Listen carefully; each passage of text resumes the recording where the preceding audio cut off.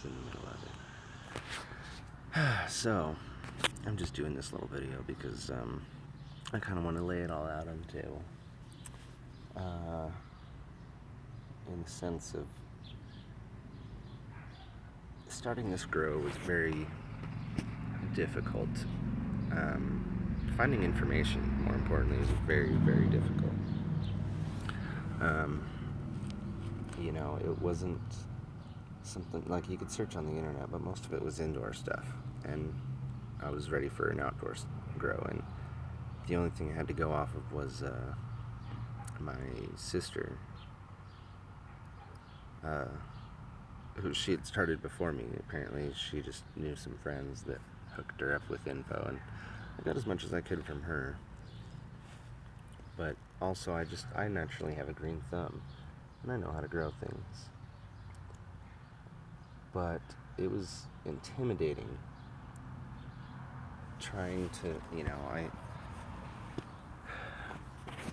I was wanting my own medicine, and it's intimidating starting your own grow when the industry proclaims that it's this big complex thing and you need all these specific chemicals in specific combination and all of this stuff you have to do to treat everything, and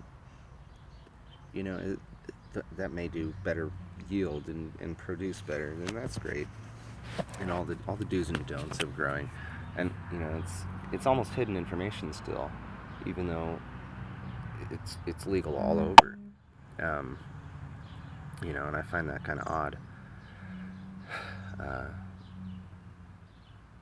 So I'm very open to information. Any information I get, I take it with a grain of salt. It's just a plant. So here's what I do. I mean, I don't pH my water at all, ever. Like, I have pH strips. I suppose I could see where my water's at, but then I'd get all scared and be like, oh man, okay, that's stress I don't need. I water the plants. We have irrigation. Sometimes they get that water. We have the hose water from the house. We have a rainwater collection barrel. Sometimes I put bottled water in there, like just whatever, if I'm done with one. I don't listen to those rules. I use Miracle Grow. Damn it. Everybody I've ever spoken to swears to hell against it, but they can't really explain why, other than it's really hot in nutrients. It's like, okay, well, it's really hot in nutrients. That means you chop it up with some other soils and other composts. You make a blend, obviously, some mosses, and you just be smarter than the plant, because this plant is making you jump through all of these hoops and spending obscene amounts of money on soil combinations at your local stores. And even though those soil combinations are fucking gold, it's the point of a lot of people don't understand. They think that that's all that's going to happen. They have to get the gold in order to make a plant grow. And I don't really like that stigma.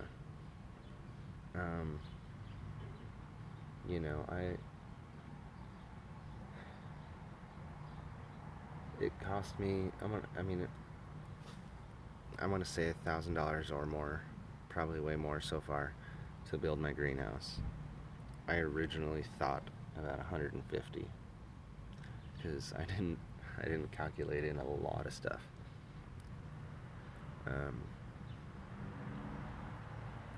It's just I don't know. I think it's time for people to start opening their minds to things, and instead of discrediting a bunch of information, you need to always be open to information. Even if somebody says they use Raid as a pesticide, I guess I saw that on a comment earlier. And I said, well, there's a difference between taking an educated risk and being fucking stupid. Um, so there is that gap of understanding. No one understands how to discuss things. They just shoot them down and make fun of people, and it discourages them. And there's people that really actually need this medicine. A lot of us are recreational growers. Um, I'm a semi-recreational medicinal grower, um, but it's discouraging them from starting, and that's not what we want. We want everyone to be in their backyard growing their own medicine, growing their own textile fibers. I mean, like the reason I grew up on it, like no one believes me.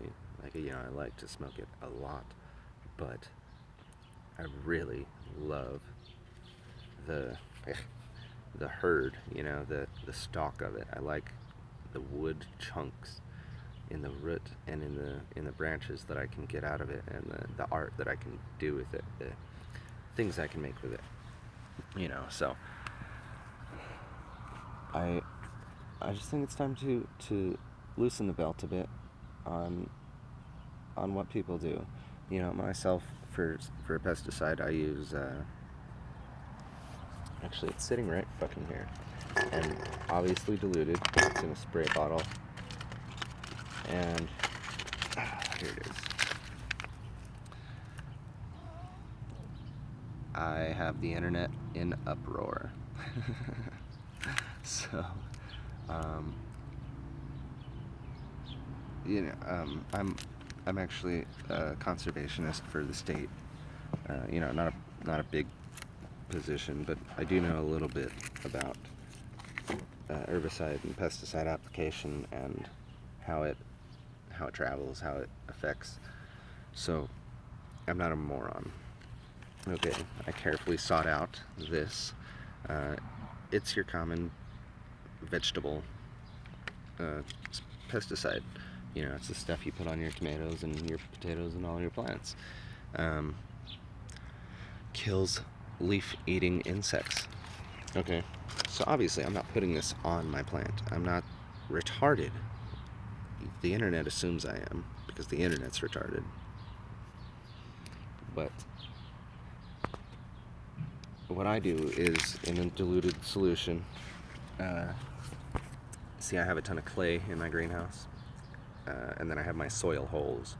So I spray the Spectricide on the clay, and then I spray it in the grass and in the garden around the greenhouse.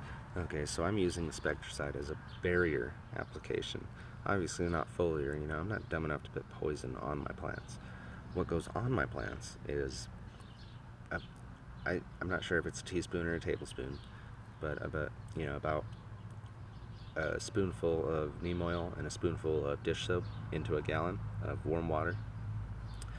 The dish soap acts as an emulsifier to the neem oil, because the neem oil can get really gunky and nasty, and it just, I'm sure every grower has messed with it.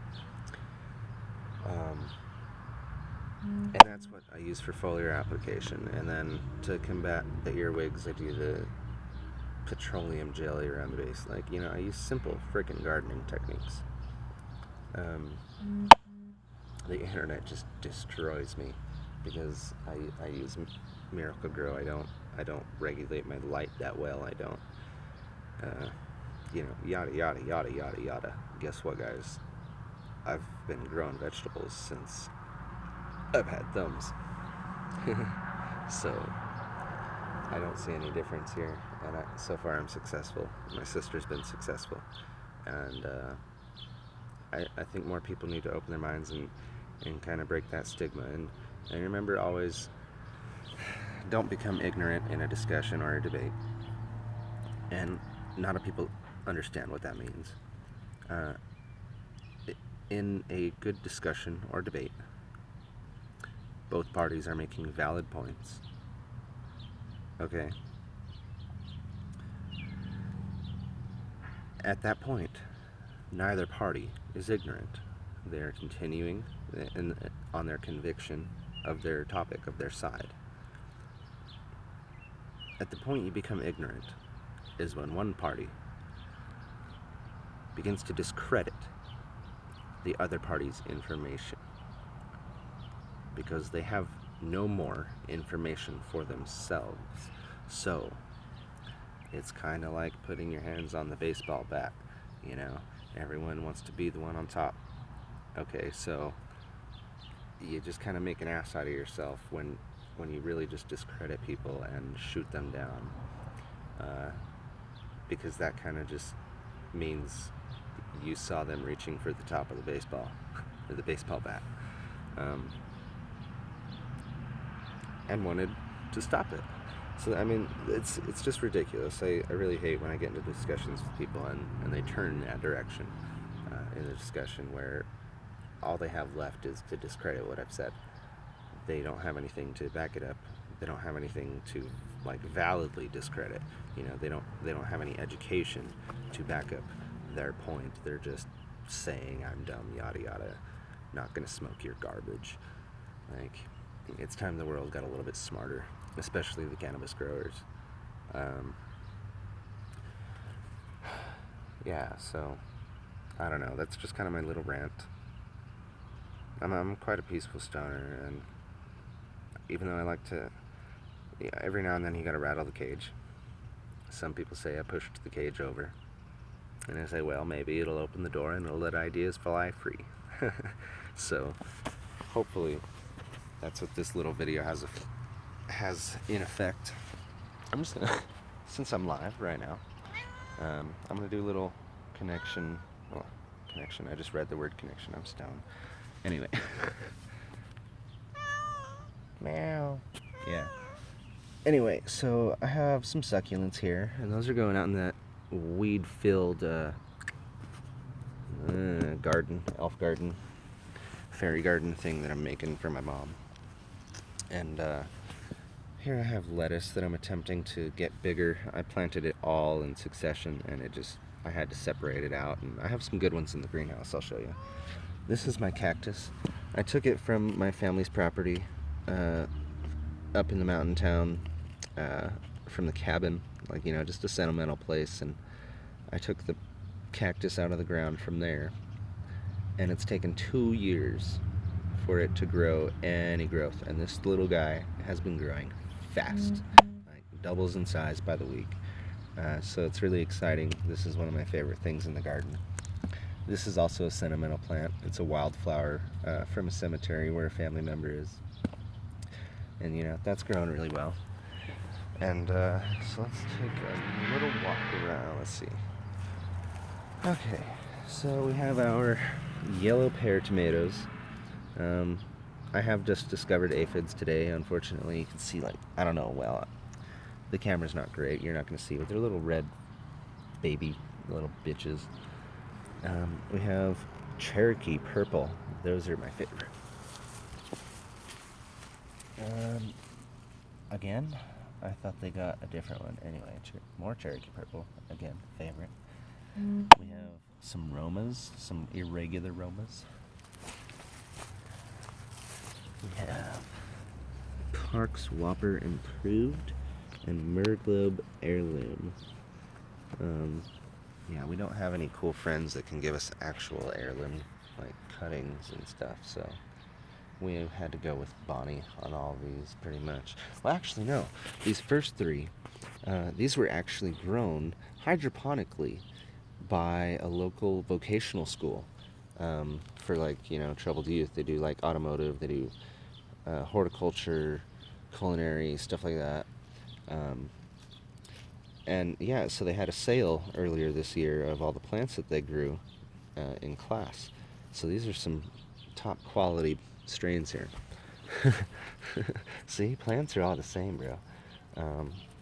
Then I got some Bonnie green bell peppers and New Mexico chili, Anaheim, and jalapeno, because we make breakfast burritos in bulk. Alright, and this is the carrot square. Obviously, I have to get in here and de-weed like a son of a bitch. All the fucking elms. I've been waiting for them to be big enough to grab and not break. So maybe I'll do that after I stop going live. But yeah, so I have all my carrots in here. And I want you to notice like the type of soil here. So you see all these little wood pieces? It's kind of clayey, so it's not great. This was originally just grass. All of where my garden is was lawn grass. So I'm really trying to fortify soil out here this year. I got a couple rogue radishes out here too. And this is a laundry basket of potatoes. They are planted pretty deep in the ground, so we have a good, I want to say 20 inches at least of soil and potatoes. I'm going to fill it some more. And I'm going to try and, I'm ghetto. I'm trying to figure out how to cage these ones up as well, but if I don't get to it, I don't get to it. The soil's actually was chopped up really deep here, and I added the Mesa Magic, which is a local compost. I have my onion mix here, and this is just red and white onions that were left over. And more potatoes. Oh, goodness, there's a grasshopper. Yeah, I don't want you here. Okay, radishes obviously have been harvested. Is that a radish? I might let that one go to seed. Green beans that aren't doing so good, and here's the reason. So again, look at the soil here. Obviously heavily composted, heavily chopped in. This not so much. And down deep it's actually mega compost in both the potato lines, so it's very loose. But you see all this clay stuff on top, right? This is the epitome of my lawn, and this is what I have around here. And you can see that's what these are growing in, essentially. This is the early garden. This is the first patch of dirt I dug up in the winter, and all I really did was till it really good. I haven't added any compost or anything, so everything over here is obviously going a lot slower, and I'm going to have to work on fortifying the soil this fall. But yeah, so these are actually purple green beans. What are they called? There's a word for them. Burgundy. Royal Burgundy. And I'm just checking to see if it's still alive. Talking to myself out here. These are also carrots. Same carrots. We do rainbow style carrots. And obviously this heavy clay soil over here, it's not very loose and doesn't allow the carrot to stretch very well. So this was kind of a mistake. I don't even know if these will even grow to full value in this clay, so I mean, I'm praying for the green beans over here, but for these carrots, I'm glad it was just a few small rows. And then a handful of green beans left over from when I was planting that field just kind of ended up over here and are trying to form a beanstalk up to a giant castle in the sky. There's my potato box. That one I still have yet to get some soil to fill it, or some straw or something. And then I have my red onions, which are doing actually pretty damn good in this clay. But that patch actually did get a little bit of homemade compost before. I have green bean or cucumber over there. It's doing okay in the clay, but it had three brothers, so it's like been the process of elimination. These little guys down here are squash, I believe. And then opposite side of that, somewhere I have some zucchini ready to pop out. There's my rhubarb. Probably gonna put some watermelon somewhere, I don't fucking know. But yeah, and then I'll control all the vines on all of these plants. Obviously, the squash and the cucumbers and the watermelon are gonna get big, but I will be heavily combing those vines, so I'll be producing pretty well on those. Let's see, we'll do the greenhouse. Damn, a 20-minute video. Nobody's watching this all the way through. More squash and zucchini. Here's that lettuce that's doing really well. I just need to get it into like a solid pot so I can take it inside and use it in the kitchen. The strawberries are doing good. Like, too good. All these fucking shoots. There's a shoot coming out of the shoot that I just put in the fucking dirt yesterday. Damn, like, really, guys? This is nuts. I can't keep up with this. Fuck. I guess that's a good thing, right? Here's the glory plant. Here's my lighting, and it's on a timer. So it comes on at dusk and dawn. Just to give it a little bit of an 18-6 kind of cycle. But, yeah. So anyway, plant is doing great. I'm going to show you where I topped her. Let's see if I can find it. Ah. You see that little brown dot? That was the original main stem.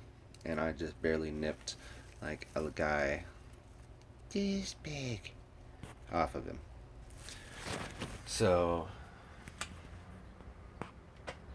I think I'm doing pretty good because it immediately, you see here, and get into the plant. Almost canceled the stream. You guys don't want that because I'm making a big, long, boring 20 fucking minute video. Where did that go? Right here. Okay, right here's the original main cola, and it looks like, but now I have another main cola coming off of that, and this would be the main again. So I can top again, and it'll just keep getting wider and wider. Because I mean, what I've observed, okay, this is not just a guess, this is an observation. After about 5 or 6 feet, it's gonna shoot up like a sunflower. There's not much you can do to stop that unless you heavily top it, and I mean really cut the top off that thing hard. But if you lightly top, it'll continue to grow high while each time redirecting more energy to each of the side branches. Instead of directing full energy to the side branches, you slowly like kind of dose the energy to the side branches, and then you end up with all of your really nice multiple main colas. So as far as main colas go here, I have 1, 2, 3, 4, 5. 5 on that branch. 5 on that one sucker coming out of that armpit. So I think I did okay, you know? But yeah, that's pretty much the grow. I would take you around the other side of the house, but it's fucking boring and it's pissing me off because it's hard to remember to water it, and it's like, god damn, I put parsnips back there for my grandma, and shit, they don't fucking want to come up, and I gave them a ton of compost, like the last of it, and man, it pisses me off. And then I have a kohlrabi, one out of a total of like 40 seeds that I put in there. And my corn is missing like 9 corn, and it's just, oh fucking, there's 1 green bean out of 50 fucking seeds that I personally poked in the ground. Man, I hate animals. So yeah, the back garden just pisses me off. But yeah. Oh hey, I have catnip. It looks like some earwigs are getting to her. But yeah, I mean, there's not much else to show, I guess. I did my rant. I gave you a little tour. That's about life. And, yeah, just so it's not in the comments, yeah, I have a fucking cold sore. You know how I got it? Smoking with somebody. Keep yourself safe. Anyway, you all have an awesome day. If you actually watched this till the end, you are awesome. I mean, like, I couldn't ask for anything else but somebody to actually sit through all of my bullshit. So, thank you for watching the video, and I hope you understand and try to help me spread positive education, and just keep growing and have a really awesome day.